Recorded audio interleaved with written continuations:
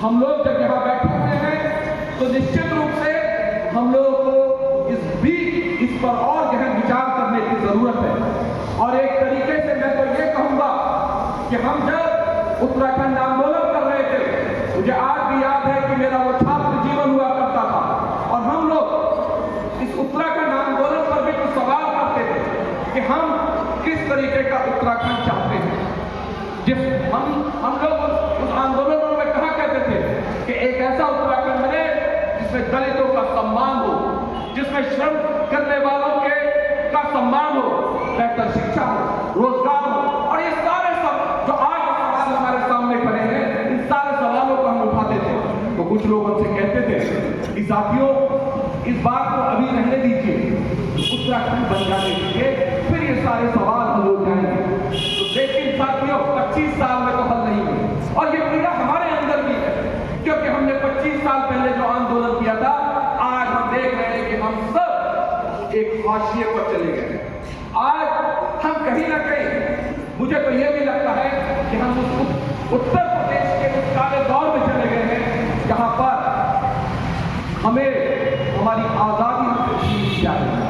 हमारे प्रदेश के अंदर तथाकथित, मैं तो कहूंगा, क्योंकि निश्चित रूप से ये प्रदेश तो हमारा है, लेकिन यहाँ नीतियां हमारे लिए नहीं बनती है, यहाँ कानून हमारे लिए नहीं बनता है, यहाँ हमें दबाने के लिए कानून बनाए जा रहे हैं, यहाँ तमाम उस तरीके के धार्मिक सद्भाव को मिटाने के लिए कानून बनाए जा रहे हैं ताकि आदमी आदमी से नफरत करे। आज हम पूरे उत्तराखंड के अंदर देख रहे हैं कि किस तरीके से बिरला, अडानी, अंबानी और तमाम ये देश के वो किस तरीके से हमारे पूरे पहाड़ को खरीद चुके हैं। आज ये किसी से छुपा हुआ नहीं है कि मसूरी के पास जो 27,000 एकड़ जमीन थी, उसे धामी सरकार ने कौड़ियों के मोल दी। वो धामी की जमीन नहीं थी, वो हमारे उत्तराखंड की जमीन थी और उत्तराखंड की जमीनों को इसी तरीके से जगह जगह बेचा जा रहा है।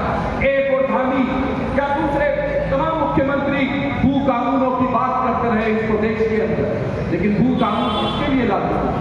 आज भी आप बिकरी चले जाइए, आप भी आप मरचूला चले जाइए, आप भी हम मुखियारी चले जाइए, आप देखेंगे कि जो बड़े बड़े अय्याश गांव बनाए जा रहे हैं होटलों के नाम पर, वो उसके स्वामी कौन है, उसके मालिक कौन है? तो आप पाएंगे कि वो ताज का है, यानी कि टाटा है, मन्नू महारानी है, वो हमारे स्थानीय लोगों की संपत्ति नहीं है। इसी तरीके से आज भी हम पलायन के लिए मजबूर हैं। आज भी हमारा युवा पहाड़ों को छोड़ रहा है और हमारे मुख्यमंत्री साहब उसको एक नया, उन गांव को एक नया नाम दे रहे हैं, कोस्ट विलेज। कोस्ट विलेज ऐसा गांव जहां पर कोई नहीं बचा है। तो आज ये सब हमारे सवाल हैं, हमें सोचना होगा और इसके लिए मैं चाहता हूं, चाहे वो समाजवादी लोक मंच हो, चाहे उपपा हो, चाहे तमाम दूसरे जनवादी संगठन है या प्रगतिशील लोग हैं, उन सबको एक बार फिर से मंच पर एक साथ आना होगा और हमें एक नए उत्तराखंड के निर्माण के लिए लड़ाई लड़नी होगी। एक ऐसा उत्तराखंड जिसमें महिलाओं को अधिकार मिले। हम जो नशा रहित रोजगार की बात करते हैं, सचमुच वो इस प्रदेश के अंदर लागू हो। हम एक ऐसे प्रदेश के लिए लड़े जिसमें रोजगार के लिए देहरादून की सड़कों पर लड़के युवा कई दिनों तक सड़कों पर ना पड़े रहे। और जब वो अपने आंदोलन करते हैं तो हमें पता है कि उनको किस नाम से टैग किया जाता है। उन्हें कहा जाता है ये जिहादी है, ये माओवादी है, ये नक्सलवादी है। अगर मैं तो यहाँ पर यह कहना चाहूंगा, अगर आंदोलन करना, अपनी आवाज को उठाना माओवाद और नक्सलवाद है, हम उसके लिए भी तैयार हैं। हम अपने आप को माओवादी कहने